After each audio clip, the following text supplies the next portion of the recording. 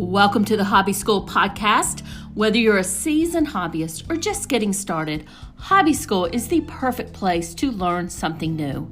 My name is Dr. Destiny Kopp, and I'm your host of the podcast. But before we jump into our episode for today, the only thing I ask is that if you enjoyed the episode, please share with a friend and give us an honest review on your favorite podcast platform. This helps us get out the content to more people. I also want to invite you to get on our wait list for our next Hobby School Online Learning Summit.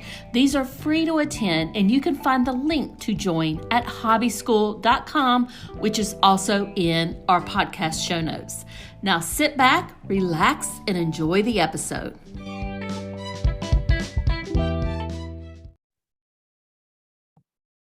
And my special guest today is Marie Jackson.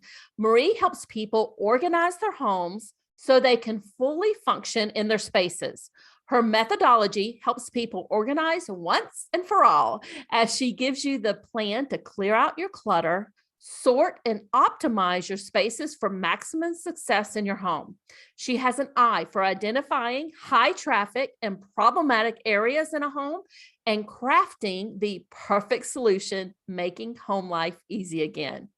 Marie, I am super excited to chat with you. And we're going to be talking all about organizing, getting organized, and keeping it that way. And I have a ton of questions for you.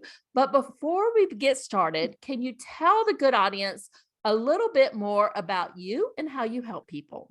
Yes, absolutely. So I am a professional organizer here in Charlotte, North Carolina. So we do a lot of in-home projects for the Charlotte surrounding metro area. And we go in and we take a look at their spaces and figure out the best ways to optimize it. And then from there, we put together a design and shop for any of the product. And we come in and we basically do it all. So the only involvement that we ever have with people when we do projects in homes is we need to know what they want to keep and what they want to get rid of. That's the only time where we have them make the decisions. And then we go ahead and get everything put together for them just to have them have an easier home life. And I think we have 3 children. So our oldest is 10 and we go down from there. And actually after having kids is really when I had to tap into figuring out systems and how well they worked. I've always loved organizing and have always been doing it because I was always losing things. And after I was actually diagnosed with ADHD, I figured out why. I was like, oh, this makes sense now, why things keep getting lost, because I would misplace it or I was just thinking of too many different things. And it was frustrating. Then I was buying duplicates and wanted to stop that from happening, and not the rush of running out the door, like doing a fire drill, being like, oh, where are my keys? Where's this and that? And after tapping into systems and really figuring out what products work best and placement and where things can go, really made such a huge difference in our home life and daily life, and just felt the stress and the ease and the burden get lifted. And now that our kids continue to get older, we're heavily into sports. So we really don't have a choice. Like, we do have to be organized.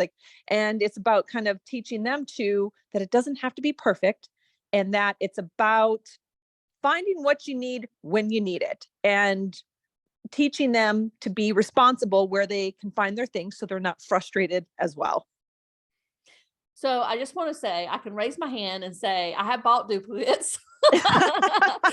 Not realizing either couldn't find it or forgot that I'd actually bought it. So I've definitely made that mistakes. But I love what you said about finding what you need when you need it. And that is so, and teaching our kids that, I think that's so critical.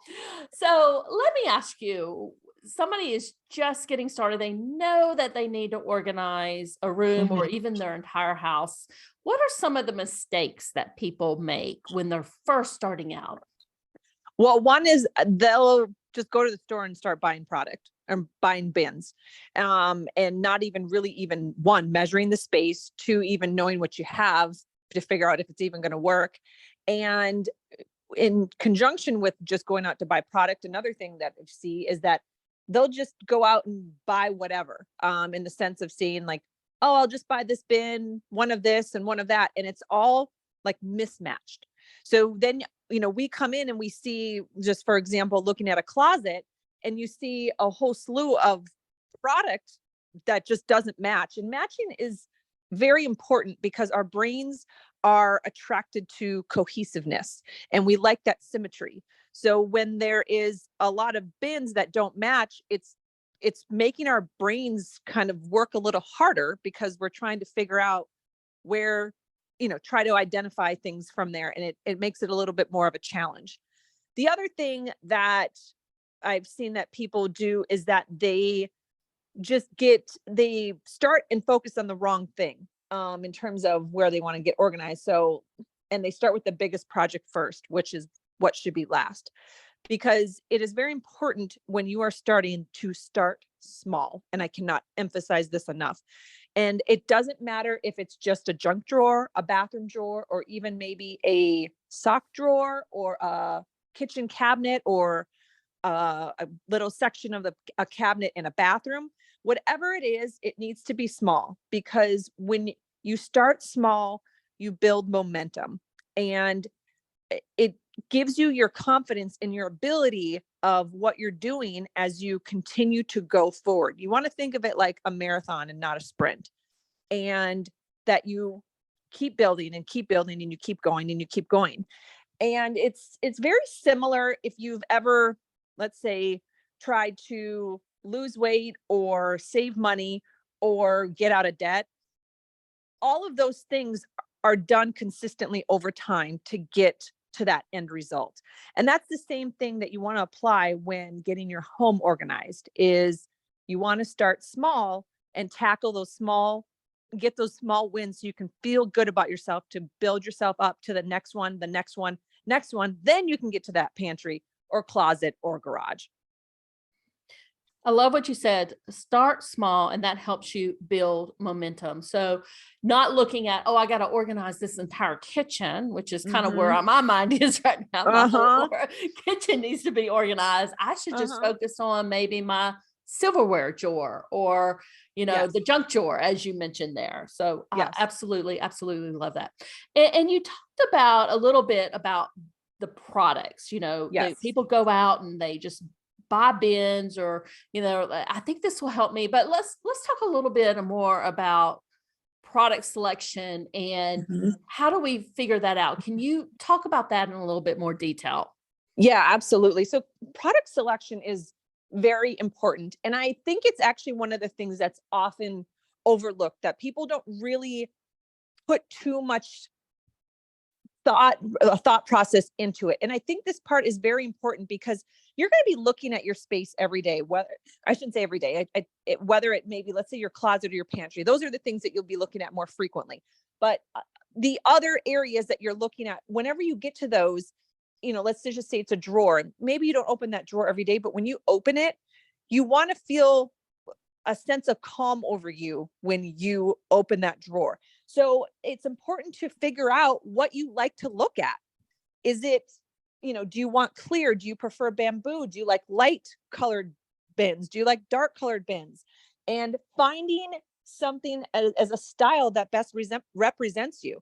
And being organized really it's an extension of your home. So you typically have some type of home decor that you follow or things that you like. And that's what you should do as well when it comes to getting organized, because when you choose the right products, it makes it easier to feel that sense of cohesiveness across that entire room or space, or however it may look. The other thing that is important when it comes to product selection is thinking about the functionality of it. So for example, let's say you are looking at something that you like and it has lids. Now, adding a lid to a bin is an additional step. It may seem small because you're like, it may take you 3 seconds to open a lid.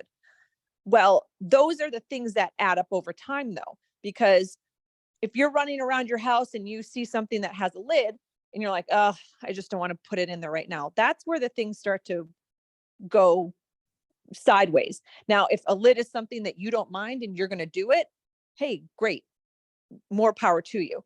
So you have to think of functionality when you are picking out the product. Is this product going to help me minimize the number of steps needed to get the item that I need? And am I going to remember that it's there? So for example, if you're going to get a solid bin and you're going to put it all the way up at the top and it's going to have a label on it, that's great. Are you going to actually remember what's in there? Or are you going to need a clear bin so you can actually see everything that's in there? So it's important to know what you like, how you operate, and then pick the bins that best fit your style.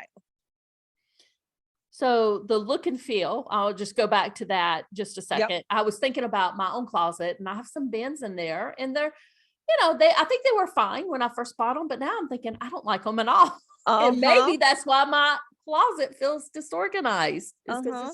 it's just not working for me anymore. Mm-hmm. And I also like the tip that you gave about the functionality and maybe having a top over it or what have you. But I was thinking about what I have in my cabinets right now. Some of the bins in the very back, I can't even see them or reach them. And I went in there the other day and I had products in there that, first of all, they were expired by now. But secondly, I didn't even remember that they were in there.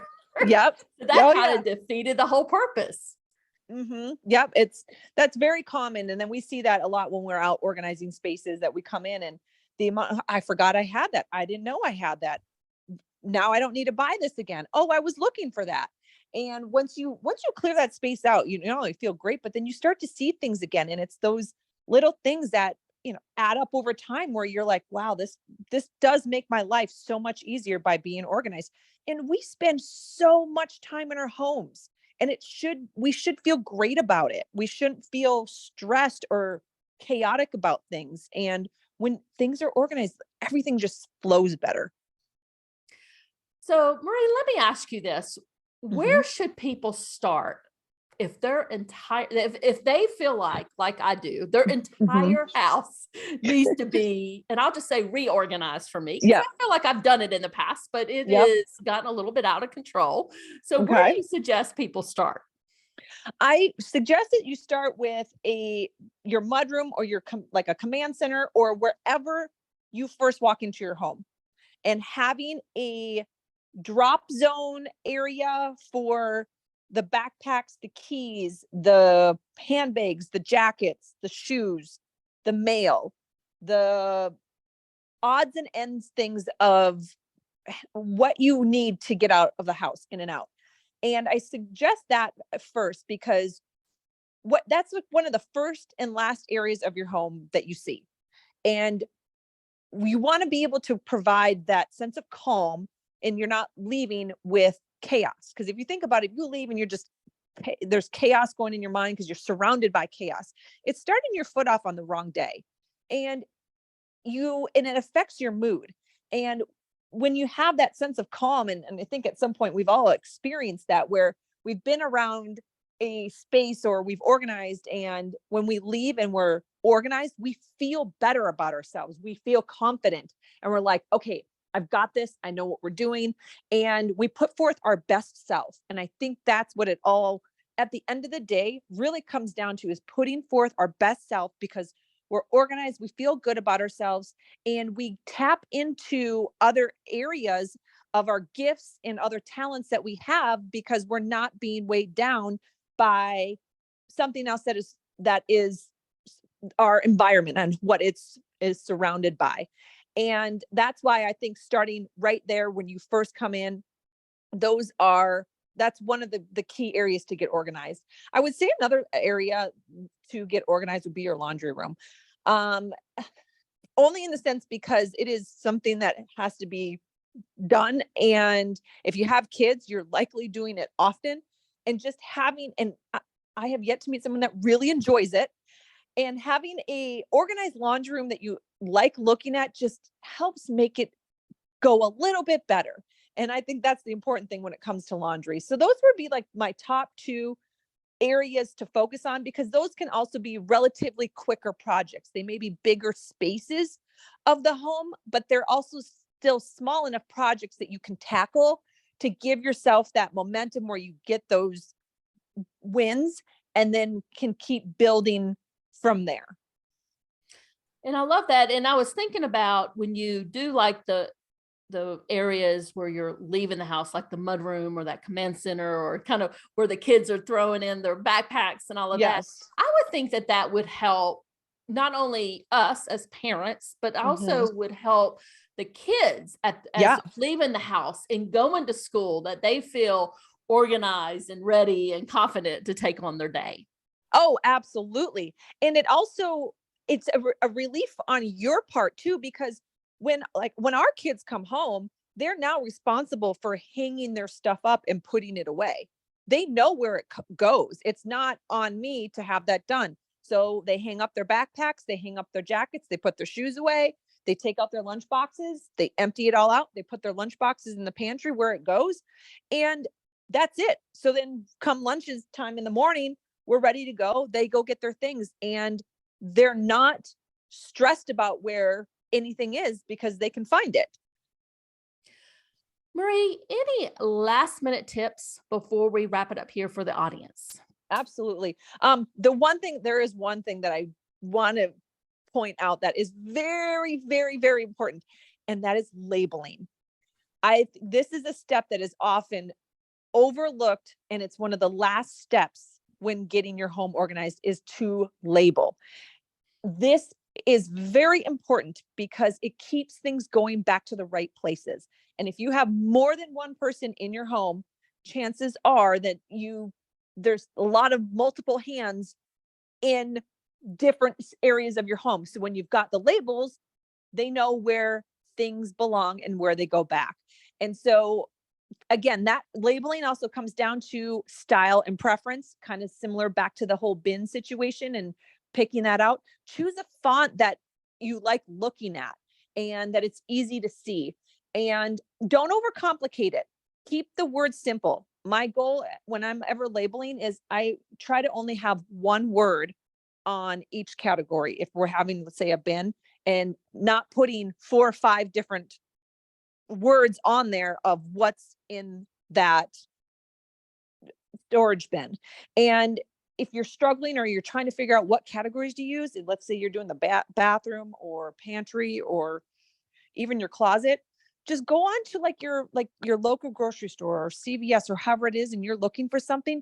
They have categories right there, and a lot of those categories are one word categories. So that can help you tailor that to what items that you have, so you're not creating too much confusion, because when you have too many different categories, then it can be more overwhelming. So you want to keep that label broad when getting organized.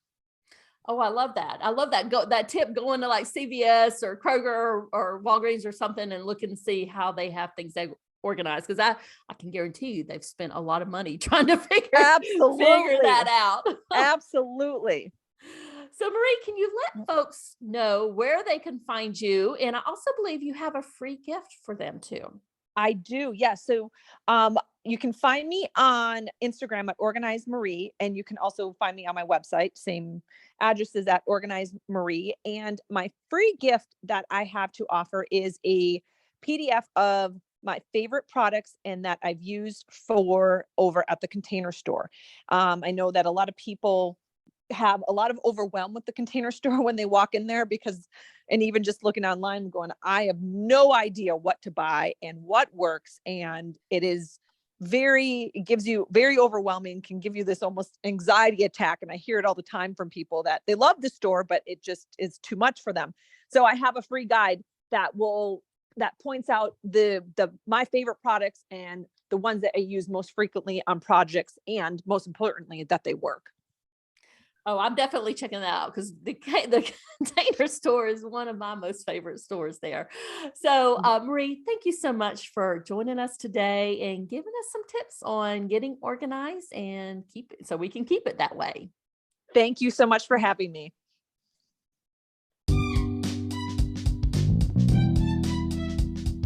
Thank you so much for listening today. Don't forget to sign up for the wait list so you'll be the first to know when our next free HobbySchool online learning summit launches.